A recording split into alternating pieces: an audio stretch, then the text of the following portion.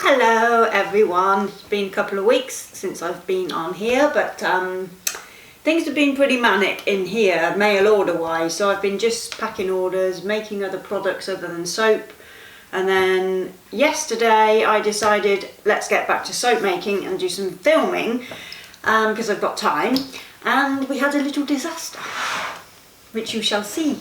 So here is ghost smoke soap. I made 3 loaves of this. Now normally it doesn't cause me any troubles, but yesterday it decided to thicken up super fast on me. I don't know whether I got my temperatures slightly out, but even so, this has never happened with this fragrance before.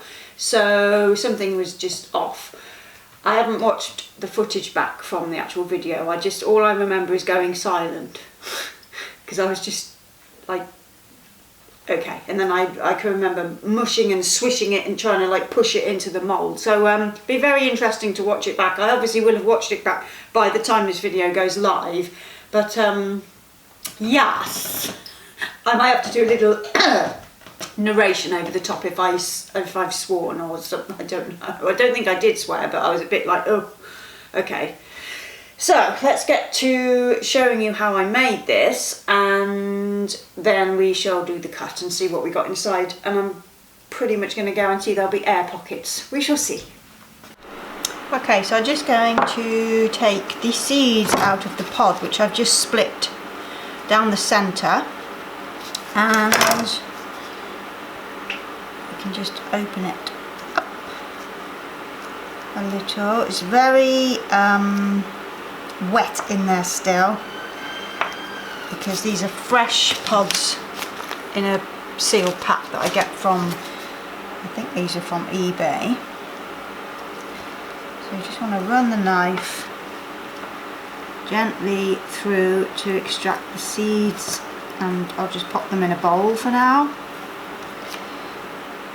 It's like gold.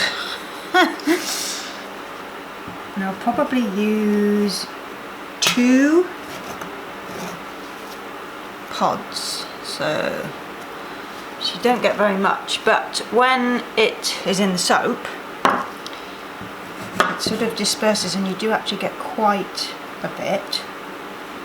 But for the price of vanilla pods, yeah, it's not cheap. But I don't discard this, I keep them and dry them, because then you can grind the pods up and use those as well. So if you're buying vanilla pods and you just want the seeds, then you're kind of wasting money. Don't do that. So there we have it. There's just a little bit there, but that's enough.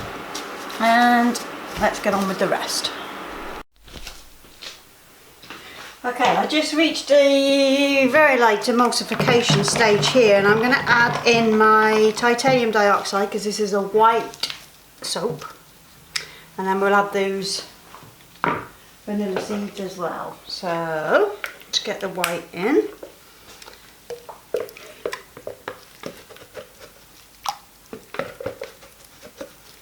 And I'm working with a water discount today as usual of about 40%, so bear that in mind. It's just so it eliminates soda ash and cuts down the cure time for me for by about a week. So I'm just going to stick blend that in.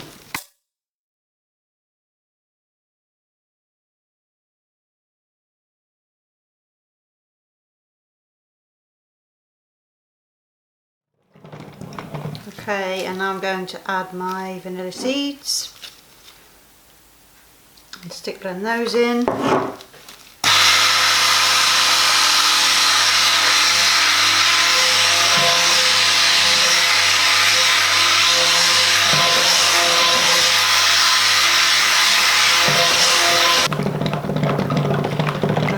And then I'm going to add my fragrance.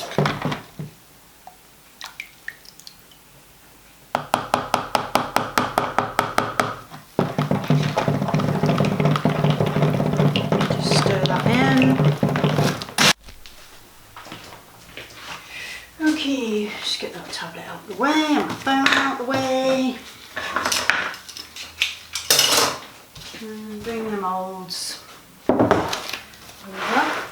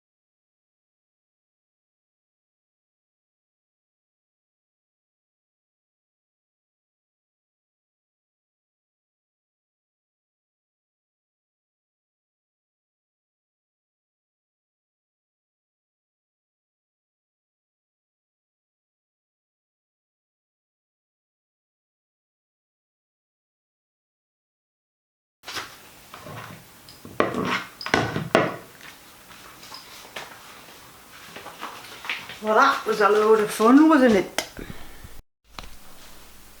Okay, so we're ready to cut this expletive deletive. Let's see what we have. I can already see the great big gaping hole at the end there. So that can be my bar for home.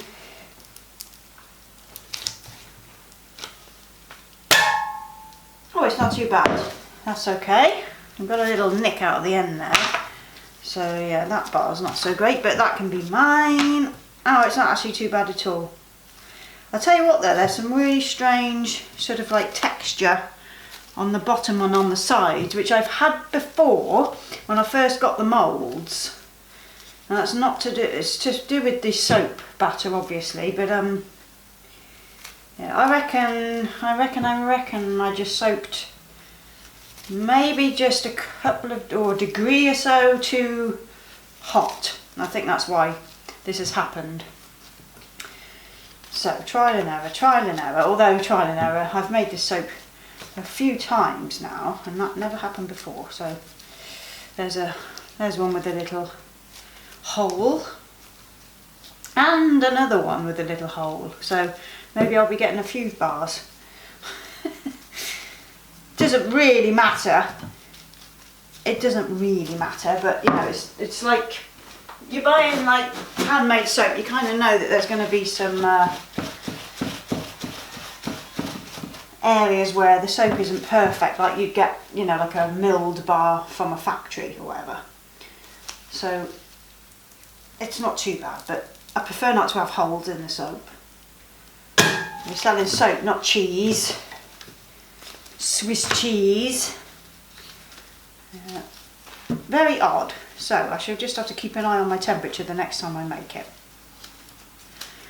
But there we go, that's ghost smoke. So I'll be back shortly for the next soap, which I'm making is the orangery. And that one usually soaps very nicely. So we shall see how that one comes out. But yes, very interesting that was. So I hope you're all very, very well. I have missed you, I really, really have. I just haven't had time put aside to do soap making videos, and like I said, I haven't made any soap for a couple of weeks, so back in the swing of things now, while the shelves have got all the other products made again, so I'm free to do more soap making. So hopefully we can bang some videos out. So I will see you soon. Ta-ta.